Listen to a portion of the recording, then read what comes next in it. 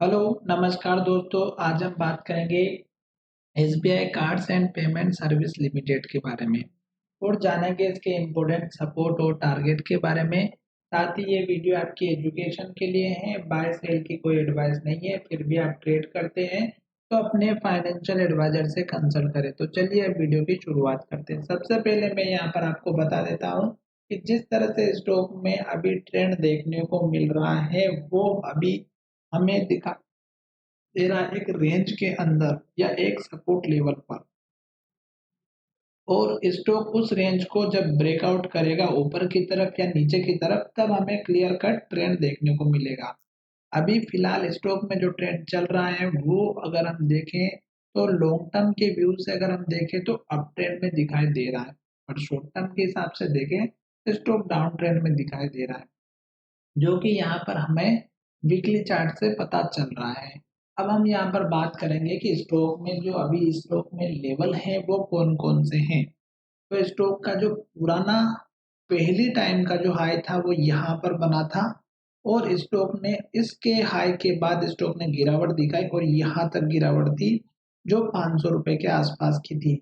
और इस स्टॉक के गिरावट में अगर आप देखेंगे तो एक बार इस स्टॉक में सबसे फर्स्ट टाइम जब मैंने आईपीओ आया था तब मैंने भी अप्लाई किया था, और पहले ही दिन स्टॉक का जो आईपीओ आया था मुझे एक दिन ही प्रॉफिट दिखाई दे रहा था। उसके बाद स्टॉक में मुझे प्रॉफिट दिखना ही बंद हो गया था और लगातार स्टॉक नीचे जा रहा था, और 500 रुपए के आसपास स्टॉक ने लो बनाया था। फिर स्टॉक में एक अप ट्रेंड आया, और जब स्टॉक हमारे पुराने हाई के पास आया और ये जो इन्वर्टेड हैमर कैंडल बनी, इस इन्वर्टेड हैमर में मैंने अपना प्रॉफिट बुक किया और मैं यहाँ से निकल गया था, क्योंकि मुझे लगा कि अब स्टॉक में इन्वर्टेड हैमर बनी और अब ये हमारे इस हाई को ब्रेक नहीं करेगा और फिर स्टॉक में गिरावट आएगी, जो कि मैं गलत था। अब उसके बाद स्टॉक ने इस हाई को ब्रेक करने के बाद सपोर्ट लिया और फिर से स्टॉक ऊपर गया, नया हाई बनाया, फिर नया हाई बनाया, और फिर स्टॉक यहीं पर ट्रेड करता हुआ नजर आया, जो कि 1150 का लेवल था। तो 1140 1150 का हाईएस्ट पॉइंट था जो 4 बार 5 बार टेस्ट किया, पर इस रेंज को ये ब्रेक नहीं कर पाया। फिर स्टॉक में गिरावट कंटिन्यू रही, फिर स्टॉक ने यहाँ लो बनाया, फिर स्टॉक ऊपर गया और इस हाई के नीचे हाई बनाया, फिर स्टॉक में गिरावट आई, यहीं तक स्टॉक ने फिर सपोर्ट लिया, फिर स्टॉक ऊपर गया और इस हाई से भी नीचे हाई बनाया। तो कहने का मतलब ये है कि स्टॉक अब धीरे धीरे करके अभी नीचे जा रहा है। तो अब क्या है कि जो स्टॉक के पुराने लेवल से ये आप देख सकते हैं कहाँ कहाँ पर बने हैं। ये हमारा हाई बना, फिर स्टॉक ने यहाँ पर हाई बनाया, फिर स्टॉक ने हमारा यहाँ पे हाई बनाया, ये देख सकते हैं आप। फिर स्टॉक ने क्या किया कि नीचे हाई बनाए यहाँ पे, और ये अगर आप देखेंगे तो पिछला वाला लो था जो कि यहाँ पर बना हुआ था। उसके बाद से स्टॉक फिर नीचे गया और यहाँ जाकर के फिर से सपोर्ट लिया था और फिर थोड़ा सा ऊपर आने की कोशिश की, पर फिर से स्टॉक ने लो का ब्रेकआउट किया और इस सपोर्ट लेवल पर स्टॉक टिका हुआ है।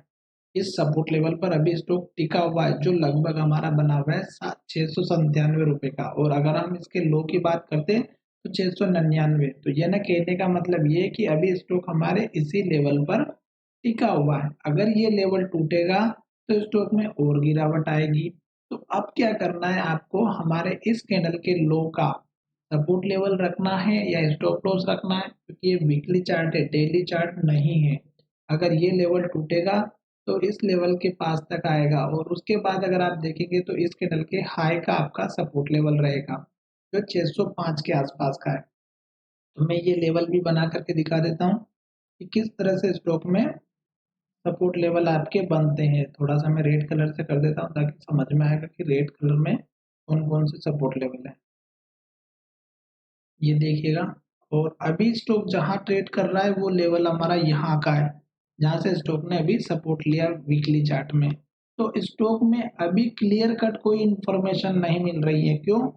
क्योंकि स्टॉक में अगर आप देखेंगे तो यहाँ से देखिएगा हाई ऊपर बना, फिर हाई नीचे बना, फिर हाई और नीचे, हाई नीचे शिफ्ट होता हुआ नजर आ रहा। और ये तीनों कैंडल को अगर आप देखेंगे तो हर एक कैंडल का हाई नीचे है।